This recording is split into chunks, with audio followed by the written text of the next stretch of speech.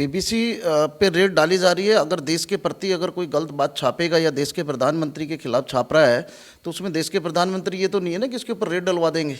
Red तो सरकार के जो हमारे कर्मचारी हैं वो रेड डाल रहे हैं। और ओबीसी साहब, आप कैसे बोल रहे हैं कि मतलब प्रेस पे स्वतंत्र है। 2002 के जो दंगे हुए थे उसमें मैं खुद केपीएस गिल साहब के साथ गया था और गुजरात के दंगों का मैंने दौरा किया था। उस समय अटल बिहारी वाजपेयी जी की सरकार थी, तो उस समय भी और देखिए, अगर उनके ऊपर दंगे साबित होते या मोदी जी दोषी करार दिए जाते तो मोदी जी देश के आज प्रधानमंत्री ना होते। आप बीबीसी का अलग अलग इशू है, आप हर इशू में टपक जाते। आपको मीडिया से इतनी पब्लिसिटी की भूख है तो आप इस चीज़ को मत करिए। आप जो है देश के प्रधानमंत्री अच्छा कार्य कर रहे हैं, आप उनको कार्य करने दें और आप हर किसी में ना कूदें। कभी आप मुरादनगर कूद जाते हैं, कभी आप दादरी कूद जाते हैं, लेकिन कभी दोबारा पलट के उन गरीबों के घर पे गए हैं जिनकी हत्या हुई है, जिनके बेटे मारे गए हैं। कभी उनकी तरफ से आपकी AIMI को कोई आपने सहायता दी है? कभी 10,000 रुपये की सहायता आपने दी हो तो मुझे बताएं। हमारे देश के खिलाफ जो वो दिखाता है, तो मैं कहना चाहता हूं कि बीबीसी को बैन करना चाहिए और तुरंत बैन करके इसको यहां से हटा देना चाहिए। कांग्रेस ये कह रही है कि बीबीसी के ऊपर छापेमारी मतलब अघोषित आपातकाल है। नहीं, देश के खिलाफ गद्दारी करना, मुझे बताएंगे कौन सी अच्छी बात है? आप देश के साथ हैं या बीबीसी के साथ हैं? आपको देश के साथ होना चाहिए, आपके देश के हिंदुस्तान के साथ होना चाहिए। बीबीसी हमारे देश के साथ गद्दारी कर रही है, हमारे देश की खुफिया जानकारी दूसरे देशों को दे रही है, तो ऐसी बीबीसी को बैन लगाना चाहिए। तो झूठ बाल हैं केजरीवाल जी का, कुछ नहीं है। केजरीवाल जी तो यू टर्न 1 मिनट के अंदर ले लेते हैं। केजरीवाल के यू टर्न इतने हैं। केजरीवाल जी खुद कितने बड़े साफ सुथरे आदमी हैं। देखिए आप, कितने वादे झूठे किए हैं। उनकी मोहल्ला क्लिनिकों पे रो रहे हैं, ना डॉक्टर है ना कोई है, कुछ नहीं है। केजरीवाल के साथ तो कभी भी इंटरव्यू हम लोग कर सकते हैं। केजरीवाल जी, आप क्या हमारे मोदी जी पर आवाज़ उठाएंगे? आप तो मेयर का चुनाव तक नहीं होने दे रहे हो। आप तो इतने डरे हुए मोदी जी से, मेयर का चुनाव बार बार दंगा फसाद करा करके आप जो है मतलब उसको टलवा देते हो। आप में अगर दम है तो मेयर का चुनाव होने दो ना। नमस्कार, स्वागत है आपका हमारे चैनल पर। बीबीसी पर पिछले 3 दिनों से आयकर विभाग की रेड जारी है और इसी बीच विपक्षी पार्टियों की तरफ से भी लगातार बीबीसी पर रेड को लेकर बयान सामने आ रहे हैं। जहां एक तरफ कांग्रेस का कहना है कि ये आपातकाल है, अघोषित आपका आपातकाल है, तो वहीं दूसरी तरफ असदुद्दीन ओवैसी ने भी आज बीबीसी के ऊपर हुई छापेमारी, यानी कि 3 दिन से जो छापेमारी चल रही है उसको लेकर भी असदुद्दीन ओवैसी ने बयान दिया है और ये कहा है कि आजादी जो है वो प्रेस की छीनी जा रही है मोदी सरकार के द्वारा। और वहीं असदुद्दीन ओवैसी ने 2002 में हुए गुजरात के दंगों को लेकर भी बड़ी बातें कही हैं। इस पूरे मामले पर बात करते हैं। हमारे साथ मौजूद हैं शकील सैफी जी। सैफी जी, इस पूरे मामले पर जहां एक तरफ बीबीसी के ऊपर रेड डाली गई है, आयकर विभाग की तरफ से टैक्स चोरी का मामला है, विपक्षी पार्टियां कह रही हैं कि मोदी सरकार बीबीसी से डर गई है क्योंकि डॉक्यूमेंट्री लाई गई थी इसीलिए। देखिए, बीबीसी पे रेड डाली जा रही है। अगर देश के प्रति अगर कोई गलत बात छापेगा या देश के प्रधानमंत्री के खिलाफ छाप रहा है तो उसमें देश के प्रधानमंत्री ये तो नहीं है ना कि इसके ऊपर रेड डलवा देंगे। रेड तो सरकार के जो हमारे कर्मचारी हैं वो रेड डाल रहे हैं। और ओबीसी साहब, आप कैसे बोल रहे हैं कि मतलब प्रेस पे स्वतंत्र है। 2002 के जो दंगे हुए थे उसमें मैं खुद केपीएस गिल साहब के साथ गया था और गुजरात के दंगों का मैंने दौरा किया था। उस समय अटल बिहारी वाजपेयी जी की सरकार थी, तो उस समय भी और देखिए, अगर उनके ऊपर दंगे साबित होते या मोदी जी दोषी करार दिए जाते तो मोदी जी देश के आज प्रधानमंत्री ना होते। ये लो तो आपको भी पता है, आप तो लो पढ़े हुए हो और आप तो बहुत पढ़े लिखे हो। तो मैं आपको ये बताना चाहता हूँ कि देश के प्रधानमंत्री के पास आपको आरोप लगाने का कोई अधिकार नहीं है। और बीबीसी एक अलग इशू है, प्रधानमंत्री पे आरोप लगाने का एक अलग इशू है।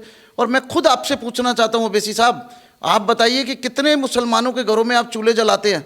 मुझे पता है, हीरा फूड्स वालों को भी आपने बहुत तकड़ा ब्लैकमेल किया था। आपने बहुत तकड़ा हीरा फ्रूट्स की जो ऑनर थी उनको बहुत दबाया था, उनको जेल कराई थी। तो आपके बारे में भी लोग आते हैं, अफवाहें उड़ाते हैं। हम इन चीज़ों को बताना चाहते हैं कि आप अपने क्षेत्र में क्या करते हैं। यहाँ पे दिल्ली में आके लोग आपकी कंप्लेंटें खूब करते हैं, प्रधानमंत्री जी से भी सबसे करते हैं, लेकिन वो एक आपका अपना अलग इशू है। देश के प्रधानमंत्री को आप किस लिए बदनाम करते हैं? कौन सा मुसलमानों का काम नहीं कर रहे हैं, मुझे बताइए।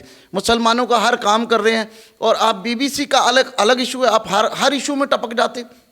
आपको मीडिया से इतनी पब्लिसिटी की भूख है तो आप इस चीज़ को मत करिए। आप जो है देश के प्रधानमंत्री अच्छा कार्य कर रहे हैं, आप उनको कार्य करने दें और आप हर किसी में ना कूदें। कभी आप मुरादनगर कूद जाते हैं, कभी आप दादरी कूद जाते हैं, लेकिन कभी दोबारा पलट के उन गरीबों के घर पे गए हैं जिनकी हत्या हुई है, जिनके बेटे मारे गए हैं? कभी उनकी तरफ से आपकी AIMI को कोई आपने सहायता दी है? कभी 10,000 रुपये की सहायता आपने दी हो तो मुझे बताएं।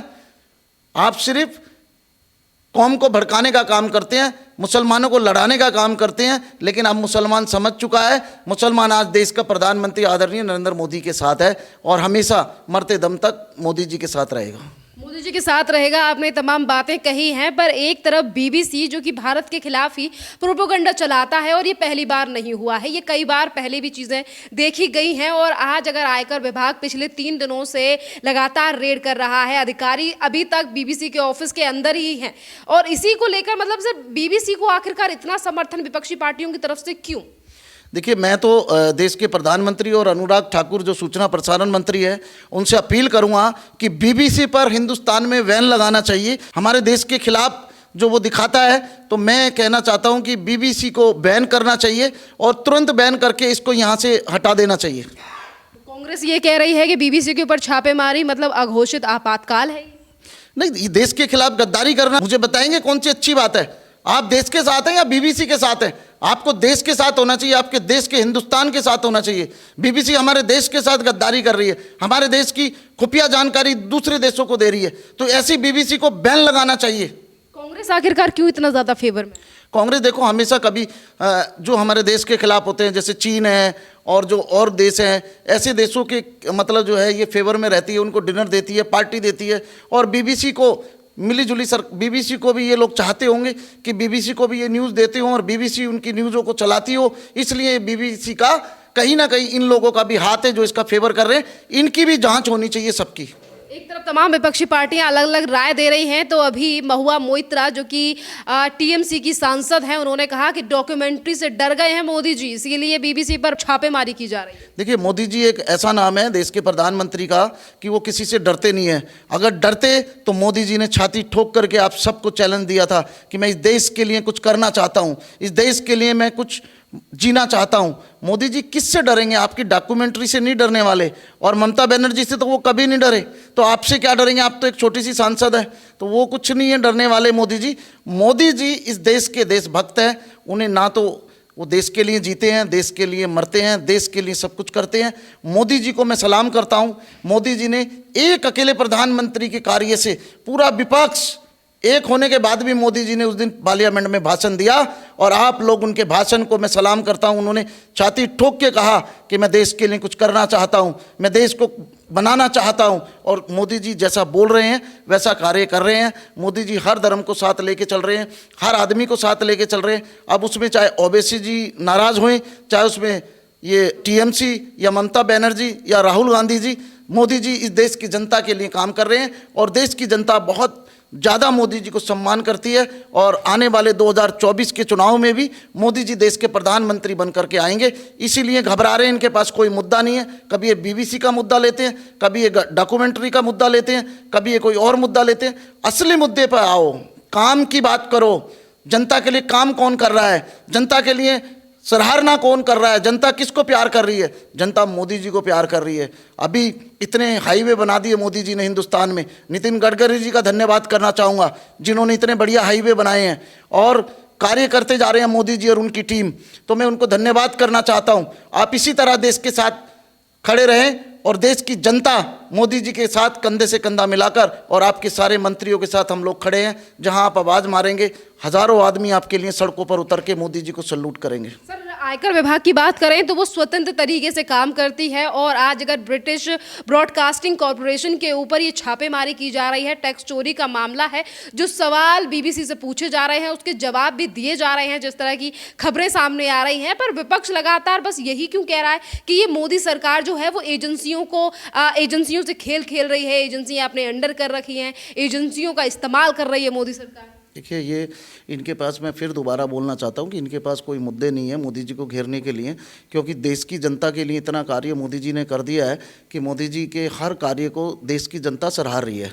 इनके पास कोई मुद्दा नहीं है, तो ये सोचते हैं कि अडानी के मुद्दे पे घेरा जाए, ये सोचते हैं कभी हमें जो है डॉक्यूमेंट्री के मुद्दे पे घेरा जाए, कभी ममता बनर्जी सोचती हैं कि मैं घेरूँ, कभी राहुल जी सोचते हैं, कभी ओवैसी साहब सोचते हैं कि घेरें।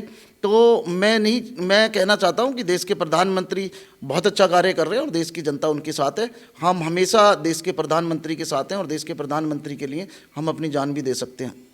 सर, कभी जब यहाँ पर छापेमारी किसी भी संस्थान पर होती है तभी राजनीतिक पार्टियां कुछ नहीं बोलती, पर आज तो दिल्ली के मुख्यमंत्री भी लगातार बयान दे रहे हैं। उन्होंने भी ट्वीट करके कहा था कि प्रेस की आज़ादी छीन रही है सरकार। वो तो झूठ बाल हैं, केजरीवाल जी का कुछ नहीं है। केजरीवाल जी तो यू टर्न 1 मिनट के अंदर ले लेते हैं। केजरीवाल के यू टर्न इतने हैं, केजरीवाल जी खुद कितने बड़े साफ़ सुथरे आदमी हैं। देखिए आप, कितने वादे झूठे किए हैं। उनकी मोहल्ला क्लिनिकों पे रो रहे हैं, ना डॉक्टर है ना कोई है, कुछ नहीं है। केजरीवाल के साथ तो कभी भी इंटरव्यू हम लोग कर सकते हैं। केजरीवाल जी, आप क्या हमारे मोदी जी पर आवाज़ उठाएंगे? आपकी आवाज़ बिल्कुल गलत है, और आपकी अगर सच्चाई देखनी है तो आओ, मैं नांगलोई में आपको दिखाता हूँ। आपके रोड खरंजे काम नहीं कर रहे हो। मोदी जी तो इतने बड़े हाईवे बना रहे हैं, आप तो एक गली खरंजे तक नहीं बना रहे हो। आप तो मेयर का चुनाव तक नहीं होने दे रहे हो। आप तो इतने डरे हुए मोदी जी से, मेयर का चुनाव बार बार दंगा फसाद करा करके आप जो है मतलब उसको टलवा देते हो। आप में अगर दम है तो मेयर का चुनाव होने दो ना, क्यों नहीं आप होने देते हो? क्यों मोदी जी को बदनाम करते हो? आप मेयर का चुनाव होने दो।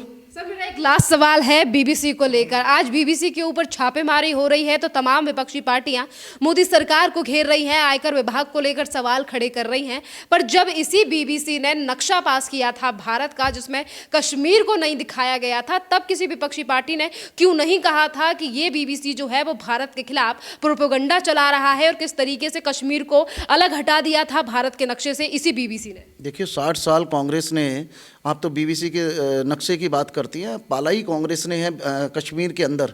कांग्रेस के टाइम में जो है कभी इन्होंने धारा 370 नहीं हटाई।